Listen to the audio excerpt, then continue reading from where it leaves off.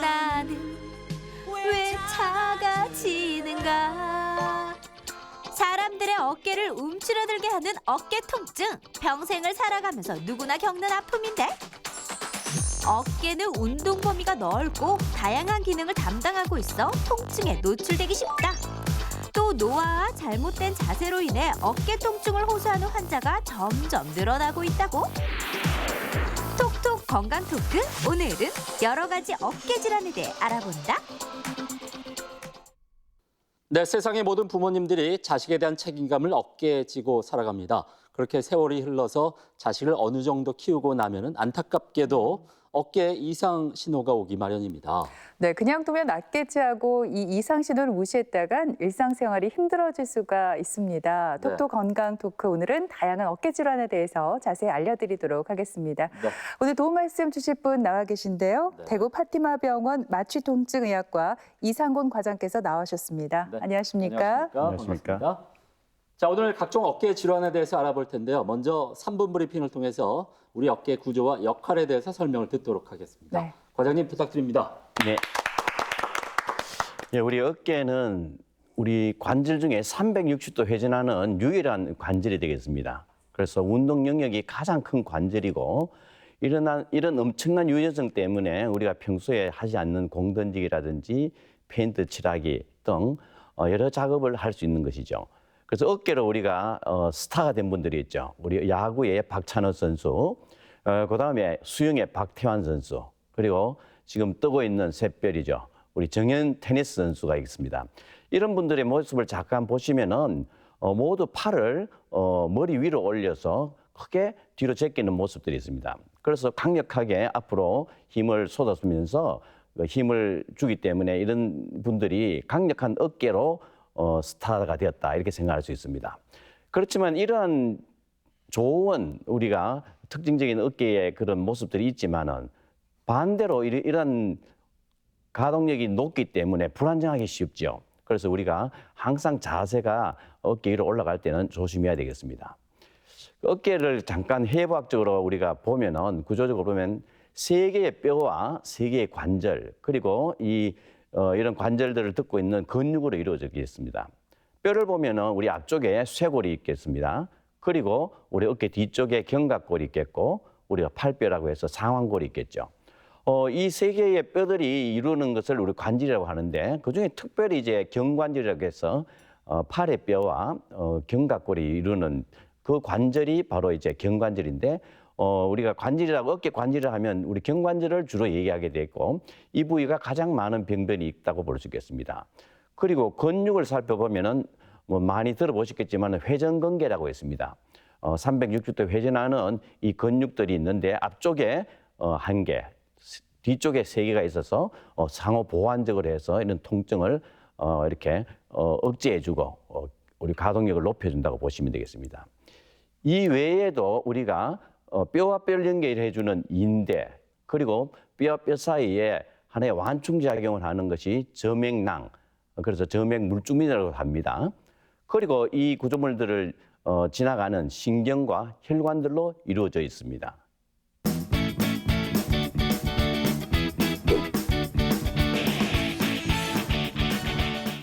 네, 이렇게 어깨의 해부학적 구조까지 한번 살펴봤습니다. 네. 어깨는 정말 우리가 매일 참 많이 사용하는 관절이잖아요. 네. 여기에 왜 통증이 생기는지 궁금한데요. 과장님, 그래요. 아무래도 뭐 노화라든지 잘못된 자세 같은 게 또 큰 영향을 미칠 수 있겠죠?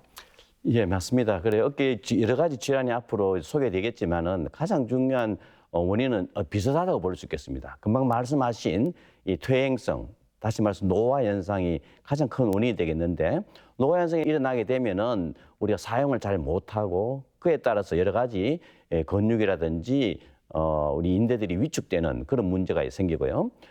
그리고 긴장한 스트레스가 가장 또 원인이 되어서 근육이라든지 여러 가지 문제를 야기합니다. 그리고 우리 젊을 때부터, 학생 때부터 우리가 노인이 되기까지 나쁜 자세들이 가장 또 중요한 원인이 되겠고, 또 일을 과하게 하는 사람들은 이런 사용을 많이 함으로써 미세한 손상이 축적되어서 어깨 통증을 야기하고, 또 불행히도 우리가 외상을 입어서 갑작스러운 사고로 인한 통증들도 어깨 통증의 가장 큰 원인이 되겠습니다. 어깨 통증을 그래서 우리가 빈도수에 따라 우리가 조사를 해봤더니만 제일 많은 것은 근골격계 질환입니다. 근육뼈, 인대, 연골, 또 우리 관절 이런 곳에 오는 것이 통증이 제일 많은 빈도를 보이고요. 또 두 번째로는 목에서 오는 겁니다. 어깨와 목은 붙어 있기 때문에 목에서 오는 신경이라든지 관절염도 어깨 통증의 원인이 되겠습니다. 이 외에 우리 말초신경이라든지 혈관 이런 것들에 대한 통증이 문제가 있으면 어깨 통증이 오고요. 그다음에 이 어깨와 다르지만 내장에서 오는 문제가 있습니다. 연관통이라 해서 내장의 어떤 부위에서 문제가 있을 경우에 어깨 통증으로 이렇게 보이는 수가 있기 때문에 항상 우리가 이런 것들을 살펴보면서 감별 진단을 해야 되겠습니다. 네, 그런가 하면요, 과장님. 저 같은 경우에는 이 노트북과 스마트폰 사용을 많이 해서 그런지 목부터 어깨, 허리까지 좀 담이 결린 것처럼 뻐근하고 아프거든요. 이것도 혹시 어깨 질환의 일종인 건가요? 예, 맞습니다. 그 근막 통증 증후군이라 해서 지금 말씀하시듯이 대부분 담이 들었다, 근육이 뭉쳤다, 돌아다닌다 이런 얘기를 합니다. 이 담이 뭉쳤다, 돌아다닌다 이런 얘기는 어떤 통증 유발점이 있어서 그 부분이 아프신 것이죠. 우리가 컴퓨터나 스마트폰은 이제 없어서는 안 될 우리의 사용 기기지만은 이런 것들 감아 보시면은 목을 숙이고 한 자세 오래 있게 되죠. 그러게 되면은 이제 목이 뻣뻣하게 됩니다. 목은 우리 C자형으로 우리 굴곡이 있어야 되는데 소위 이제 거북이 목이 되고 이로 인해서 주변에 이제 근육이 뭉쳐지고 또 혈액순환이 좋지 않기 때문에 이런 통증 유발점이 생기는데 단순하게 이제 통증만 있는 게 아니고 근육이 이제 긴장이 되기 때문에 그 혈액순환이 좋지 않습니다. 이런 경우에 자율신경 증상이 나타나서 시리다, 뭐 마비감이 든다, 또 심지어 이제 코 막히고 눈물까지 나는 이런 현상들이 일어나기 때문에 우리 근근막 통증 증후군은 어떤 어깨 통증 외에 어떤 크게 움직이지 않는 움직임이 부족한 건 아니지만 이것이 오래되게 되면은 결국은 통증과 함께 우리 어깨 근육의 움직임이 나빠지는 겁니다. 그 원인을 살펴보면 아까 말씀드린 통증 유발점이 원인인데요. 근육은 우리가 이완되었다가 또 수축되고 이런 것을 반복해야 되는데 어느 근육에 있어서 근육이 단단하게 만져보면 단단한 데가 있죠. 이 부분이 바로 이제 통증 유발점이 되는데 그 부분을 눌러도 아프고 그 부분이 외에도 그 부분을 누르게 되면 다른 부위에 예를 들어서 어깨 뒤쪽이 아픈데 눌러서 아픈데 실제로는 어깨 견정 부위가 아프고 또 어깨 위쪽이 아픈데 통증 유발점이 생기면 두통이나 이래 목이 아픈 경우 있죠.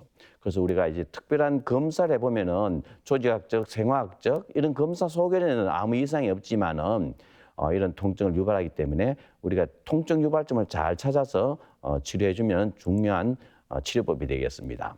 이런 근근막 통증 증후군을 지속시키는 인자들은 아까 제가 서두에 말씀드렸던 여러 가지 나쁜 자세, 스트레스, 또 당뇨나 갑상선 같은 이런 내분비 질환 이런 것들도 있고 우리 시민성으로 우울증이 있다 이런 경우에도 근근막 통증 증후군이 잘 오기 때문에 이런 인자들을 없애주는 것이 좋겠습니다. 그래서 치료를 보면은 우리가 통증의 악순환을 끊어라. 이건 모든 통증에 해당되지만은 특히 근근막 통증 증후군은 치료되지 않으면 한쪽에 이런 통증 유발점이 생기고 또 다른 쪽에 생기기 때문에 이런 유발 인자들을 교정해 나가고 통증 유발점이 있는 곳을 찾아서 끊어줘야 됩니다. 약물로나 혹은 다른 분무요법이라든지 이런 걸 해서 끊어주게 되면은 또다시 회복이 되는 그런 질환이라고 볼 수 있겠습니다. 그리고 또 많은 분들이 어깨 통증하면 오십견을 가장 많이 또 떠올리게 되거든요. 과장님, 오십견은 정확히 어떤 질환이고 어떤 분들이 앓기 쉬운지 좀 소개해 주시죠. 예. 오십견, 이름이 50이기 때문에 대부분 50대에 많이 온다고 알려져 있지만은 실제로 이거는 정확한 진단명은 아닙니다. 그렇지만은 과거에는 50대에 많이 왔지만 지금은 20, 30대 또 70대까지 다양하게 연령별로 오기 때문에 이 학문적으로는 유착성 관절낭염 또 어깨가 많이 굽기 때문에 동결견이다 이렇게 표현하는 것이 맞고 우리 교과서에도 이런 내용은 나옵니다. 그렇지만 편리상 오십견이라고 설명을 드리도록 하겠습니다. 여자가 이제 훨씬 좀 많은 걸 6대 4 비율로 좀 많게 나오고요. 아까 말씀드린 대로 이 당뇨병이나 혹은 갑상선 저하증 이럴 경우에 염증 수치가 올라가기 때문에 발병률이 훨씬 높아지기 때문에 이런 질환들에도 유념해서 우리가 고쳐야 됩니다. 50개는 이제 그 병리학적인 소견을 말씀드리면은 이 어깨 관절, 아까 경관절을 뜯고 사고 있는 관절낭이라는 관절 주머니가 있습니다. 이 부분들이 노화 현상이라든지 이런 어떤 이유로 염증이 생기게 되면은 그것이 단단해지고 또 비대해지기 때문에 움직임이 줄어들고 통증이 이제 야기되는 것이죠. 그래서 이건 원인이 일착성으로 특발성으로 저절로 오는 경우도 있지만은 우리가 다음에 설명드릴 회전근개라든지 석회성 건염이라든지 그 외에 주변에 이제 있던 여러 가지 질환들 때문에 오는 통증성 경부 항지라고 할 것입니다. 아프기 때문에 안 움직이가 오는 것이 바로 이 또 제2차적인 오십견이라고 볼 수 있겠습니다. 그래서 이 오십견은 이제 아무데도 다친 데도 없는데도 어깨가 아프다. 그리고 팔을 돌리기 힘들고 세수하기 힘들다. 또 밥숟가락이 들기도 힘들다. 그리고 밤에 더 아프다라든지 이런 것들이 하나의 특징적으로 나타나고 가장 특징적인 것은 우리가 팔을 올려보세요 했을 때 잘 올라가지 않습니다. 그리고 남이 옆에서 팔을 잡고 이렇게 올려줘도 잘 올라가지 않아요. 이런 것이 바로 이제 오십견의 가장 특징적이기 때문에 우리가 이게 서서히 생기기 때문에 치료가 늦어지는 경우가 많은데 적극적인 치료가 필요합니다. 제 주위에도 오십견을 앓고 있는 분들이 굉장히 많거든요, 과장님. 제가 그분들에게 아프면 병원을 가야 되지 않냐고 제가 물어봤더니 공통적으로 이런 말씀을 하시더라고요. 오십견은 그냥 시간이 약이야. 근데 진짜 시간이 약일까요? 아니면 시간이 독일까요? 예, 오십견은 이제 다들 알기에 저절로 낫는다. 그 말도 맞습니다. 제가 이 표를 보시면은 우리가 최장 1년에서 2년 동안 저절로 낫는다 이렇게 알려져 있어요. 그렇지만 우리가 그동안에 어떤 생활도 해야 되고 활동을 해야 되기 때문에 통증과 움직임이 부족하다면 얼마나 힘들겠습니까? 그래서 우리가 오십견을 이렇게 서서히 나타나기 때문에 치료를 잘 하지 않죠. 우리 단계별로 이렇게 표현되어 있는데요. 첫 단계는 3에서 한 6개월 정도 되면은 통증이 아주 심합니다. 그리고 관절 운동도 서서히 줄어들어요. 그런데 두 번째 단계가 되면은 동결기라고 해서 통증은 별로 없는데 거의 움직이지 못해요. 그래서 아까 말씀드린 대로 능동, 수동 어떤 운동력이 완전히 떨어져 버리죠. 그 다음에 12개월에서 한 24개월 되면 이제 서서히 좋아집니다. 이렇게 서서히 좋아지기 때문에 치료를 하지 않으면 안 되느냐 이렇게 생각하는데 실제로는 우리가 이런 치료를 하지 않게 되면은 어느 정도는 좋아지지만은 상당한 이제 이 관절 운동에 제한이 있기 때문에 적극적인 치료를 하는 것이 좋겠습니다. 그래서 초기에는 이것도 우리 오십견도 아까 말씀드린 만성 염증이기 때문에 비스테로이드성 약물을 투여한다든지 건의안제를 투여하고 가벼운 운동을 통해서 스트레칭하는 것이 상당히 중요한 치료가 되겠고요. 어느 정도 통증이 이제 심해지고 관절 운동이 잘 되지 않을 때는 적극적으로 우리가 주사를 통해서 관절 강내라든지 관절 주위 부위에 또 주변에 있는 근육의 통증 유발점들을 적극적으로 치료함으로써 이 가동력을 증대시키고 통증을 완화하는 것이 중요하겠습니다. 그리고 통증을 완화하는 방법으로는 어깨를 지배하는 견갑신경이라든지 여러 가지 신경 차단술을 통해서 통증을 완화하는데 이런 통증을 완화하는 목적도 결국은 이 근육 우리 가동력을 증대시켜요. 움직임을 좋게 하게 하는 것이다. 아프면 운동이 잘 안 되죠. 그래서 우리가 관절 강내 주사하는 방법도 이렇게 요새는 초음파를 이용해서 정밀한 주사를 하게 되었습니다. 과거에는 우리가 블라인드 테크닉이라고 해서 우리가 해박적인 어떤 가상을 하고 했지만 이렇게 자세하게 할 수 있다는 것이 이제 좋은 시대가 되었다 이렇게 볼 수 있겠고요. 그 외에 가장 중요한 건 역시 오십견은 운동요법이라고 볼 수 있겠습니다. 오십견은 여러 가지 방향으로 이렇게 운동 제한에 있기 때문에 여기 보듯이 팔을 쭉 올려주는 이런 거상 운동 이렇게 해서 처음에는 잘 안 되죠. 그래서 조금씩 좋아진다는 걸 생각해야 됩니다. 그래서 너무 무리하게 해서 이런 관절이 찢어지는 수가 있기 때문에 오늘은 1cm, 2cm 이렇게 올라가는 거, 그 다음에 이 누워서 이렇게 팔을 좌우로 회전하는 거, 그 다음에 손을 뒤로 해서 내회전이라고 합니다. 그래서 손수건이나 수건이나 막대기를 가지고 아래 위로 이렇게 흔들면서 통증을 완화하는 거. 이런 여러 가지 이제 운동요법이 오십견 치료에 또 가장 중요한 치료 방법이라고 볼 수 있겠습니다. 네, 네. 오십견의 치료에 대해서 한번 알아봤는데 네. 정말 많은 분들이 어깨가 아프다, 어깨 통증하면 오십견을 떠올리잖아요. 네. 근데 생각보다 이 회전근개 관련 질환이 어깨 통증을 유발하는 가장 흔한 원인이라면서요. 맞습니다. 우리가 어깨가 아프고 잘 안 움직이면은 뭐 다 오십견이다 이렇게 얘기하는데 실제로 조사해 보면은 최근에는 회전근개 질환이라고 해서 여러 가지 이 문제를 일으키는 질환이 있습니다. 이건 오십견과 달리 회전근개 힘줄이 붙는 근증이라고 합니다. 근이라는 것은 바로 힘줄을 얘기하고요. 일시적으로 이렇게 붙는 경우가 있고 또 이 힘줄이 일부가 찢어지는 거. 또 완전히 찢어지는 이런 파열을 포함해서 이러한 질환들을 우리가 회전근개 질환이다 이렇게 얘기하고요.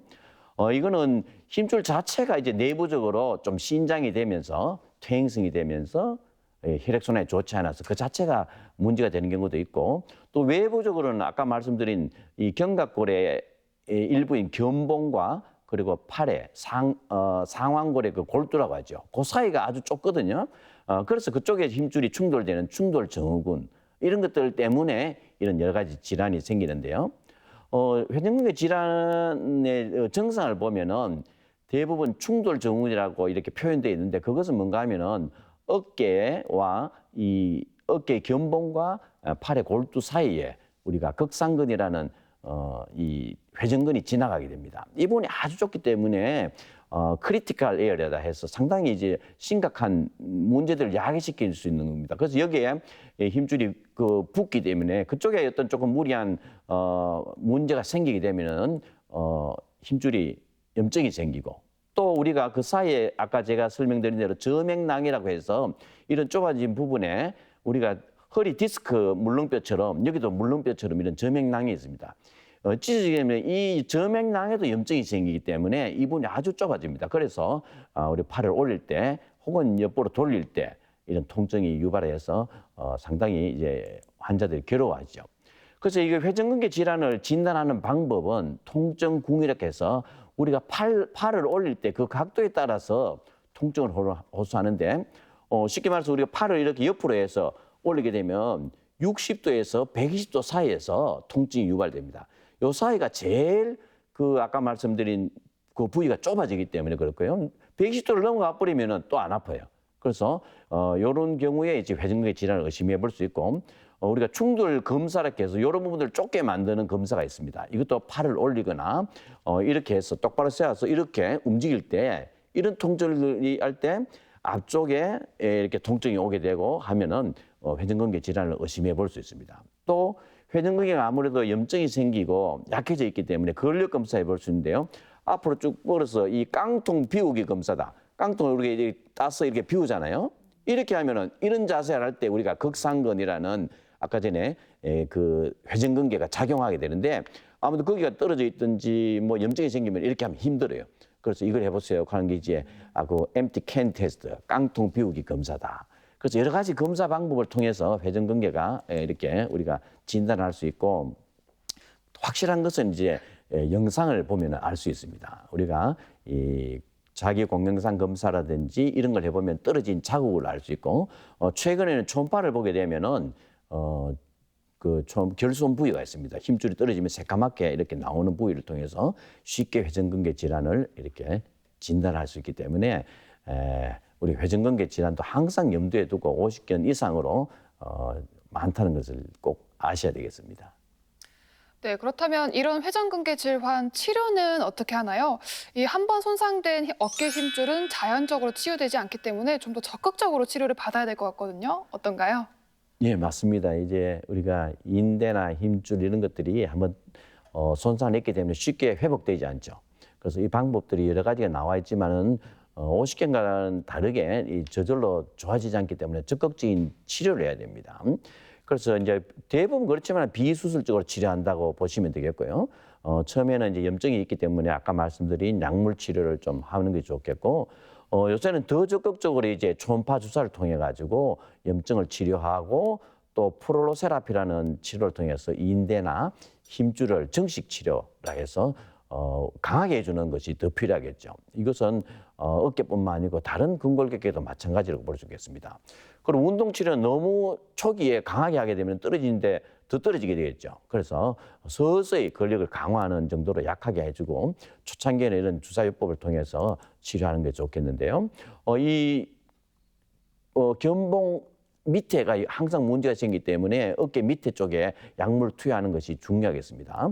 이렇게 초음파나 이런 걸 보게 되면은 아까 물주머니에 염증이 생기게 되면은 새까맣게 염증 작용이 나타납니다. 그리고 결손된 찢어진 그 힘줄 부위에다가 약물을 투여하는 그런 방법이 있고, 아까 말씀드린 프롤로 세라피 이렇게 해서 어깨를 둘러싸고 있는 여러 가지 인대를 찾아서 약물을 투여하게 되면 우리가 자가적으로 우리가 시간이 지나면서 점점 찢어진 힘줄들이 치유되는 그런 과정을 하면서 이 회전근개 질환을 치료할 수 있기 때문에 적극적인 치료가 필요하다, 이렇게 말씀드릴 수 있겠습니다.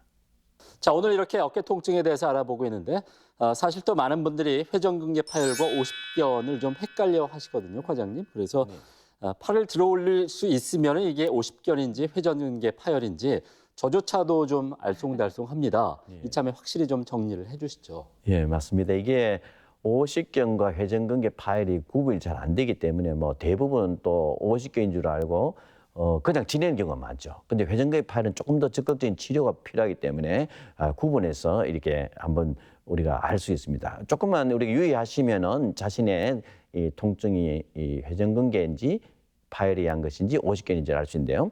자, 우선 통증 부위가 이 회전근개는 아까 부위가 우리가 이렇게 똑바로 이렇게 있으면 어디에 보냐 하면 이 앞쪽 외측에 가장 이 통증의 이 앞통이 있습니다. 그래서 이쪽을 누르게 되면 환자는 많이 아파하죠. 그렇지만 실제로 여기 아프다는 것보다는 이 팔의 중간이 아프다고 얘기합니다.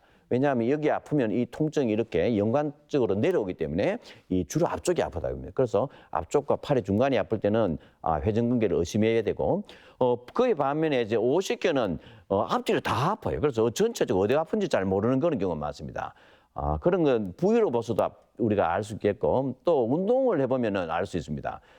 회전근개는 팔을 올리면은 제일 아픈데, 초창기 오십견은 이렇게 옆으로 이렇게 돌리면 아까 말씀드린 대로 팔을 뭐 세수한다든지 이런 가벼운 어떤 다른 방향에서도 올 수 있고, 또 오십견이 진행되면 어느 방향으로 해도 통증이 오게 됩니다. 그래서 이게 회전근개 파열과 오십견의 좀 차이라고 볼 수 있습니다. 그보다 더 중요한 것은 아까도 잠깐 설명드렸지만 다른 사람이 팔을 올려줄 때 올라가면 회전근개 파열이고, 자기도 못 올리고 다른 사람이 자꾸 올려줘도 안 올라갑니다. 그래서 우리가 이 어깨 관절이 이렇게 소켓처럼 이렇게 딱 들어가 있습니다. 이렇게. 그렇기 때문에 이게 저절로 이렇게 돌아가야 되는데 오십견 환자들은 어깨가 같이 올라가요. 팔을 당기면. 그렇기 때문에 실제로는 팔이 올라가는 것처럼 보이지만 어깨가 올라가 버립니다. 그래서 관절이 굳었다는 걸 볼 수 있겠죠. 그렇지만 아까 말씀드린 대로 회전근개 파열도 오래되면 오십견 증상과 비슷하기 때문에 좀 더 이제 우리가 구별해서 잘 진단을 해야 되겠습니다. 과장님 말씀을 통해서 확실하게 차이를 아셨을 것 같아요. 근데 저희가 또 알아야 되는 하나의 또 질환이 있습니다. 우리 몸 곳곳에 돌이 생길 수가 있지 않습니까? 귀에 생기면 이석증, 뭐 쓰리개에 생기면 담석증인데 어깨에 생기면 이제 석회화 건염이라고 하잖아요. 과장님, 네. 석회화 건염에 대해서도 좀 설명 부탁드릴게요. 예, 이 석회화 건염 뭐 이름이 이제 석회라고 해서 이제 석회랑 이제 분필처럼 하얀 그런 가루가 이제 우리 어깨에 침착되어서 이제 통증을 일으키는데 참 그 표현이 재밌게 돌이라 표현하시는데요. 참 맞는 것 같아요. 그래서 우리가 어깨 통증의 뭐 한 7%밖에 안 되지만은 이것도 어디에 생기냐면 그 회전근의 힘줄 내부에 생기든지 이 부착점에 이렇게 생기는 것이 석회가 침착합니다. 이 무기질이죠. 칼슘이라든지 인 같은 성분이 있는데 이런 곳에 생기는데 이런 원인은 역시 퇴행성이라든지 이런 게 생겼을 때 이 석회가 생기게 됩니다. 그래서 석회를 가만히 보면은 아까 돌이라고 표현했지만 조금 더 이제 다른 우리 교과서적으로 또 설명 화학적인 종기다. 여러분 종기 어디 나면 얼마나 아픕니까? 조금만 부딪히거나 어디 스치기면 아픕니다. 그래서 화학적인 종기다 이렇게 해서 갑자기 이제 데이면은 아프죠. 그래서 매우 극심한 통증이기 때문에 어깨 통증으로 응급실에 왔다. 이러면은 이 스퀘산 건염밖에 없어요. 50개라든지 회전계 파일 등은 서서히 때문에 그렇게 뭐 갑자기 응급실로 올 정도는 아닙니다. 그렇지만 이거는 너무나 가만 멀쩡하다 갑자기 아프기 때문에 막 죽겠다고 오는 게 바로 이 스퀘산 건염이거든요.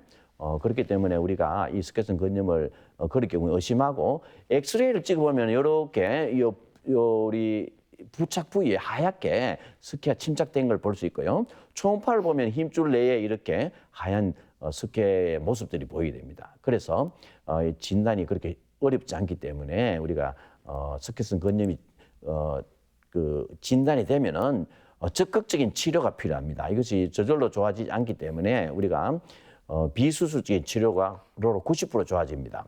그래서 체외 충격파라는 것에 여기 뭐 우리 담석증 돌 깨듯이 이 체외 충격파를 해서 이 스퀘를 좀 깨주는 방법이 있고 또 이제 약간 굵은 바늘로 우리 초음파를 보아서 그 부위에 이렇게 바늘을 넣어가지고 콕콕 이렇게 몇 번 이렇게 찔러주면 이것이 가루가 되겠죠. 그래서 그거를 굵은 바늘을 이렇게 뽑아내면은 세척하는 방법이 있겠습니다. 그래서 이름에도 불구하고 6개월 이상 치료가 안 되면 관절경을 통해서 수술하는 방법이 있겠습니다. 네, 오늘 이렇게 다양한 어깨 질환에 대해서 알아봤는데요. 네. 끝으로 과장님께서 방송을 보고 계신 시청자들께 당부드리고 싶은 말씀 있으면 전해주시죠. 어깨 통증을 이렇게 말씀드리면서 제일 중요한 것은 역시 모든 병도 마찬가지지만 예방이 중요하겠습니다. 예방이라는 것은 좋은 자세, 그러니까 우리 학생들부터 우리 어른까지 어떤 자세가 중요하기 때문에 항상 자세를 중요시해야 되고 그다음에 생활 습관이 중요하겠습니다. 여자분들이 특히 이제 50견 많이 오는데 빨래를 이렇게 넣으면서 많이 튼다든지 또 운동도 좋아하시는 분들은 너무 과격하게 아까 말씀드린 대로 손을 머리 위에 얹어서 하는 그런 운동을 좀 피하시는 것이 좋겠고요. 무엇보다도 이제 증상이 나타나게 되면은 여러 가지 원인이 있기 때문에 정확한 진단과 치료 방법이 다르기 때문에 꼭 전문의를 찾아서 또 적극적인 치료를 함으로써 이 어깨 통증을 이제 극복할 수 있지 않을까 이렇게 생각합니다. 네, 이렇게 그 많은 분들이 어깨 통증을 나이가 들면 생기는 당연한 증상으로 여기면서 그냥 방치하는 경우가 참 많이 있는데 그대로 방치했다가는 일상생활이 정말 많이 불편해질 수가 있겠습니다. 네, 어깨가 결리고 많이 아프다면 통증을 더 이상 참지 마시고 네. 전문의에게 정확한 진단을 받아보시기 바랍니다. 네. 네, 지금까지 이 시간 도움 말씀에 네. 대구 파티마병원 마취통증의학과 이상곤 과장께서 수고해 주셨습니다. 네, 오늘 고맙습니다. 고맙습니다. 김철원 씨, 이지현 씨 두 분도 수고했습니다. 네.